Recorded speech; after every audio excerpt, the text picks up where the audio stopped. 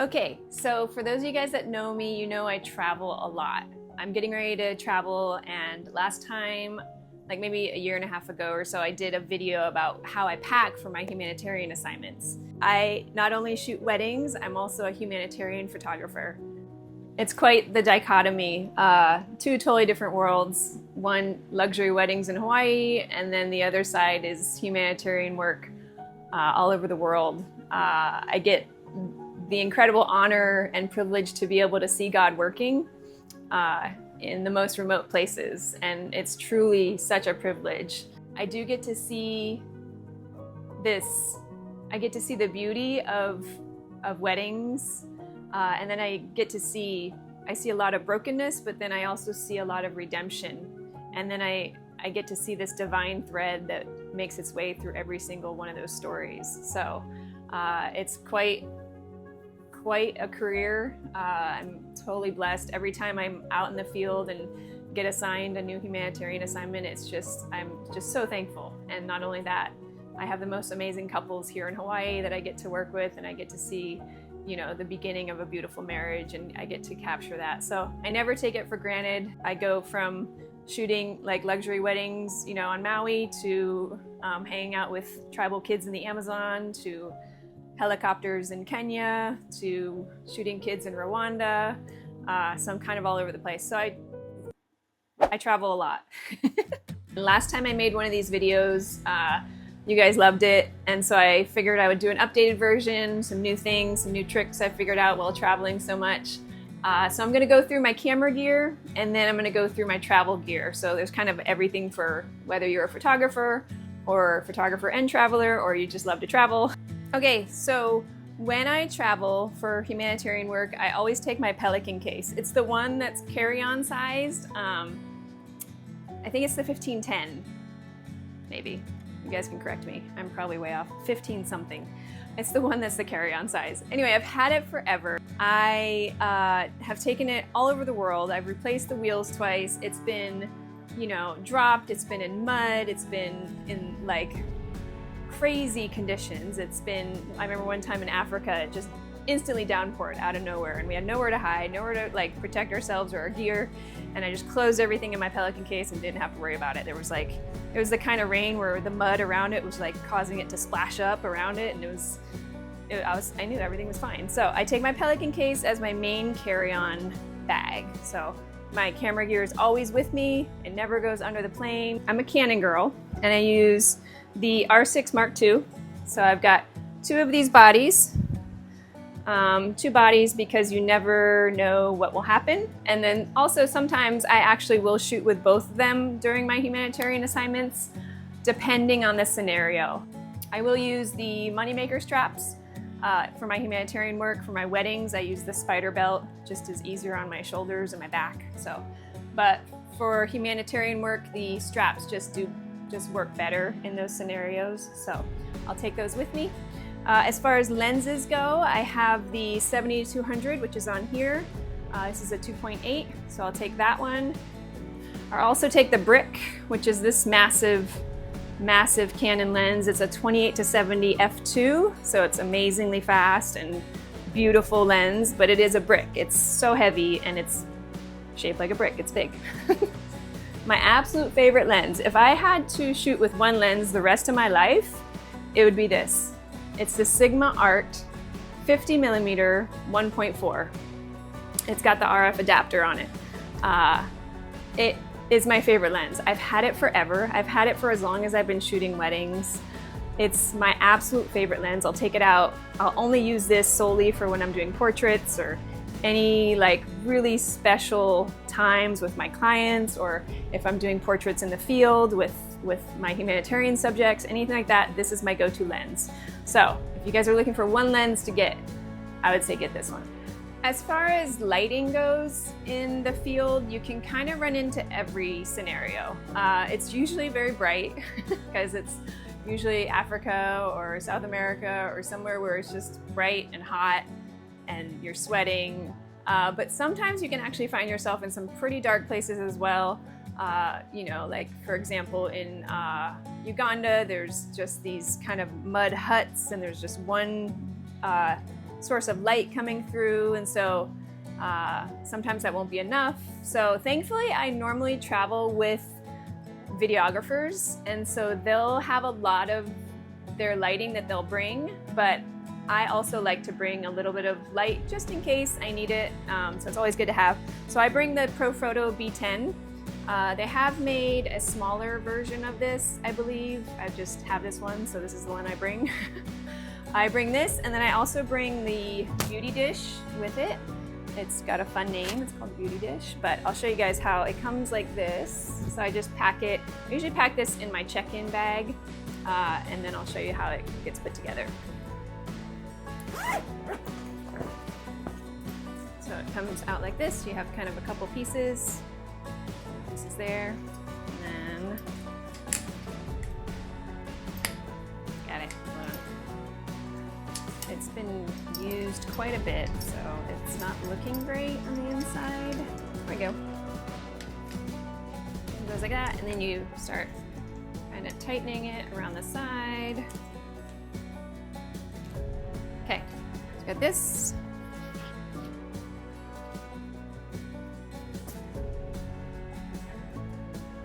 And then there's actually a cover that goes over the front that I have to find. So I'm glad I put this together because I don't know where that is. It's usually in the bag, but it's probably right over there. So this is what it looks like. You attach it onto the B10 like this, right?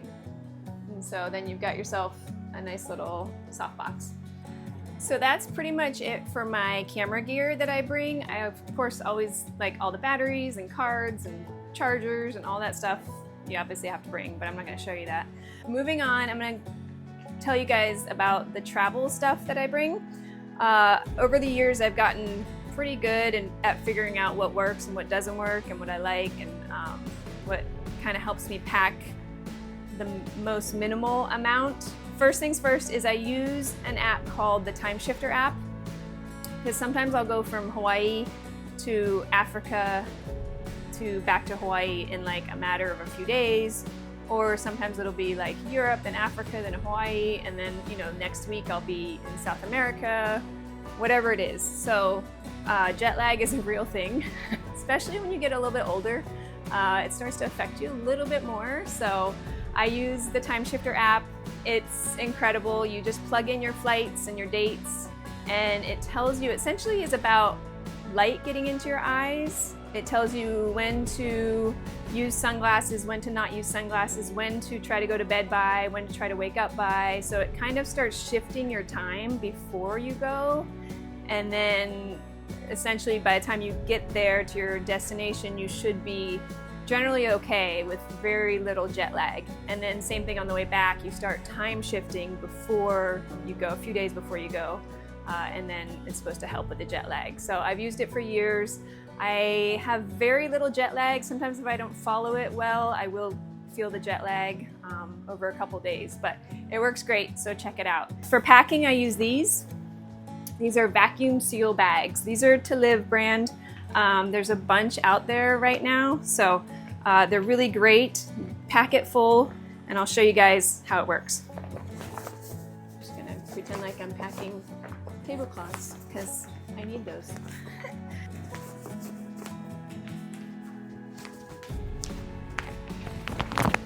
Okay, so I've packed this with 2 tablecloths. Imagine it being closed.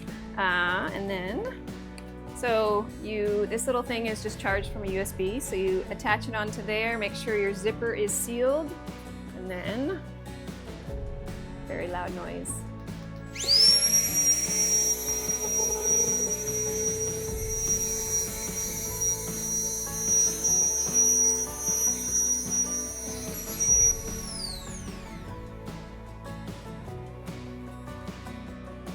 Pretty great. So I use this, I have 4 of these, I think, and so I use them for all my clothes, and it creates a lot of space in my suitcase, or I can take a very small suitcase, whatever's needed. So in the unfortunate event that I don't get upgraded, so I always bring a travel blanket and a travel pillow. I never ever leave home without these. And I am the kind of person that's always freezing on an airplane. I usually, if I'm not upgraded, then I usually sit exit row.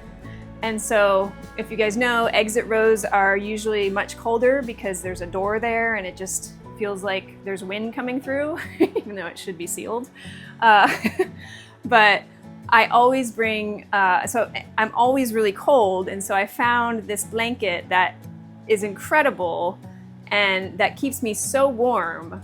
I can't even explain how warm it keeps me. Like sometimes I'll find myself sweating. It keeps me that warm, which is incredible. So this is the Gravel Travel Layover Blanket. I have 2 of these because whenever my family travels with me, but it's in this nice little pouch. They have all these great colors. There is a pocket in the front for, like, you know, if you've got your cell phone or headphone case or whatever. And then it also has this little pocket down here for your feet to go in. So it's huge too. So you can like get all comfy, and then there's little buttons right here, and you can button it. Let's see if I can do it. Button it, right? And so you don't have to worry about it falling off you, and then you just go to sleep. And then you can tuck your feet in, and you'd be so cozy. So it's my favorite blanket I've ever found. I've gone through so many blankets. There is actually, if you guys scroll down, there's a little discount code for you guys if you're interested in getting one of these. They are pricier than other blankets, but it's worth it to stay warm and cozy on a plane, especially if you travel a lot. So the pillow I use is essentially a camping pillow because I'm usually on the window side. So I like to lean up against the window to sleep. So it's like a blow-up camping pillow. So rolls up real nice and small. I've never had good luck with like the around the neck things. I always just find myself leaning on the window. So I blow this up, get funny looks for a few minutes, and then you're cozy and ready to go. So when I'm working humanitarian jobs, I like to wear clothes that you can wash and dry quickly. So normally those consist of certain pants that Patagonia makes that are really thin material. You can wash them in the sink and they'll dry overnight kind of thing. I wear a lot of kind of like moisture wicking shirts, that kind of thing, that they're very thin. So I pack very light, and then I wash in the sink. So to be able to wash your clothes in the sink, you never know what kind of sink you're gonna get. So I got a sink stopper, which is, I think this is actually a bath stopper if you search for it on Amazon, but because sometimes I would find myself with a sink where you couldn't stop the water. There was no way to stop it. So I'd be like putting a towel in there first and then trying to get water in there enough to wash my clothes.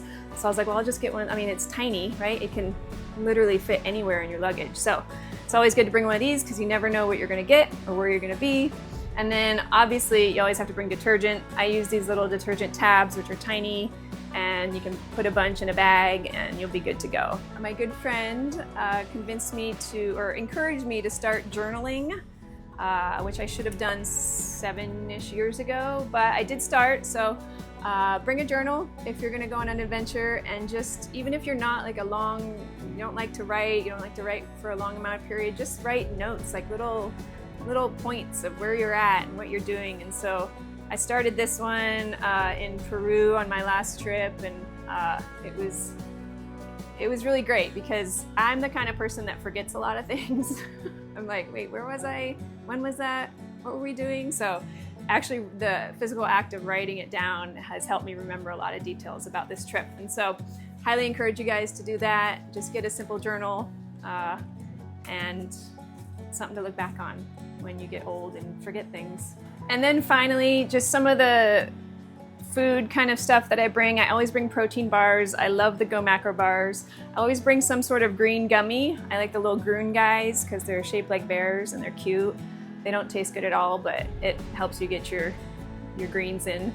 And then I also always bring meds, emergency meds. I bring antibiotics. I'll bring like anti-diarrhea meds. And then for certain countries, you do need vaccines to even enter the country, so I'll just leave that there. And then also bring electrolytes for water.